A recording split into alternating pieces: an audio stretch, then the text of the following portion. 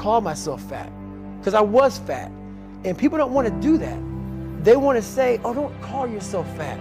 Don't call yourself dumb. If you're not real and raw with who the fuck you are, nothing's going to change. And in this nice new world that we live in, we want to hear, you're just a little big. No, man, you might be fat. A lot of us, mediocrity is everywhere right now. And we're all trying to find an easy way out. And we're judging ourselves. Let's say there's 10 people in this room and we're all mediocre. But I'm the best of the mediocre people. I now think I'm great. I'm great. We surround ourselves around people that make us feel great. They tell us what we want to hear. The second we put ourselves amongst the uncommon people, we don't like that feeling, that challenging feeling of that person who's waking up at 3:30 in the morning and say, hey, put your shit on, we're going for a run. We don't like that challenge. We like that person who says, hey, you know what, man, I don't feel good today, man. And they say, oh, it's okay, brother. Take a day off, man, we'll get a pizza and shit, watch the game. We like that. We love that feeling. Why? Because you understand, man, we're good, bro. We don't want that motherfuckers like this. Hey, man, no, bro. Get your fucking shit on, man. Stop being a punk. We don't want that in our lives. We don't want that person who's constantly challenging our weaknesses. We want that person who's constantly, making us feel nice and good and secure in ours. That's the mediocrity of life. We want to be the best amongst the average people. People wonder, how do you stay hungry all the time? Because after I accomplish something, I don't sit back like a lot of guys who graduate buds, graduate this, graduate that. They get comfortable. They wonder why I'm getting weak, man. I don't know, I lost my edge. What's going on? Because once you hit the top of the fucking mountain, guess what happened? I'm good. I'm good, so you wonder why you're falling down now. Because once you reach the top of the mountain, you gotta build a fucking another one. That's mediocrity. There's a lot of people in mediocrity who have a nice resume, but they're one-timers, man.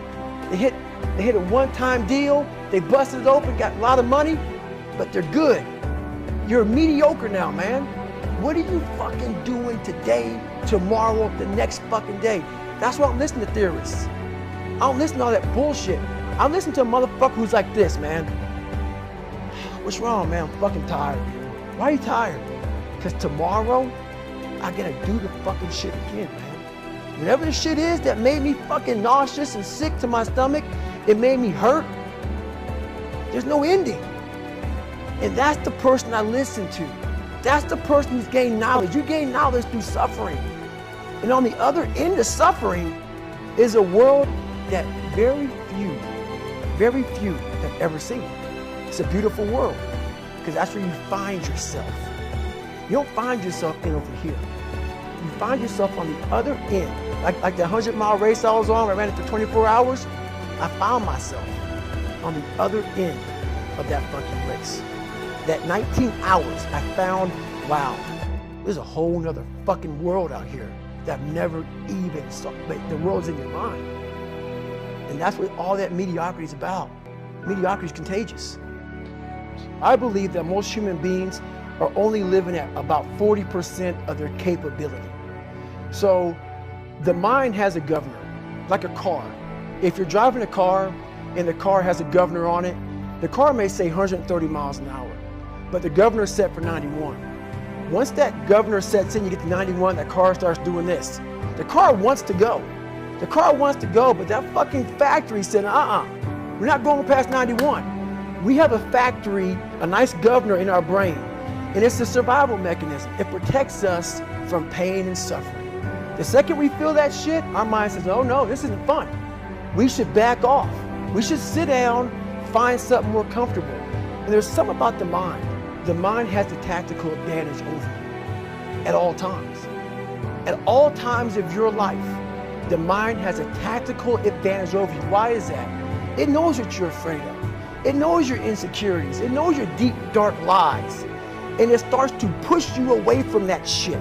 It pushes you in a direction that is comfortable. The mind controls everything. So what I realized was that when I was growing up and I was 300 pounds and I got all fat and I got all insecure, I realized that my mind kept taking me in this direction. When things got uncomfortable for me, when I was facing my insecurities, I was facing my fears, my mind said, oh no, we have a tactical advantage. we need to get you, separate you from this feeling over your life. It's all about feelings. We want the happy feeling. We don't want that feeling of this sucks. Why am I here? And you don't have any, so you can't answer those questions, so you leave. I started realizing that if in that moment you can answer those fucked up questions and you are now in charge of your brain versus your brain ruling you, that's where all that stuff comes from. So the 40% rule is all of that. You get to 40%, your brain says, we're done. Let's roll, man. This is starting to get painful. This is uncomfortable. So you sit down.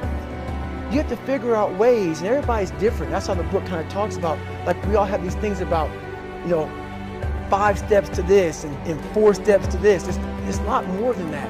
That's all bullshit. It's a practice that you have to, it's a habit. So if you know that at 40% I'm feeling pain. At 40% I'm feeling pain. That's where the 40% rule kicks in. Now it starts. Okay, I'm feeling pain. My mind's saying all this shit to me.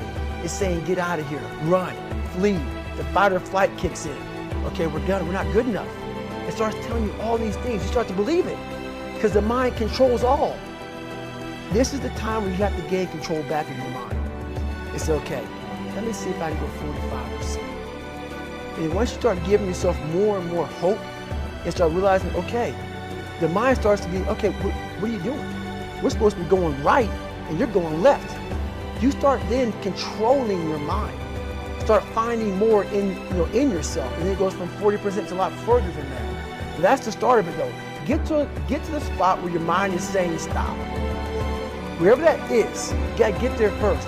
And then that's when that shit starts to work for you. You gotta control yourself in that moment.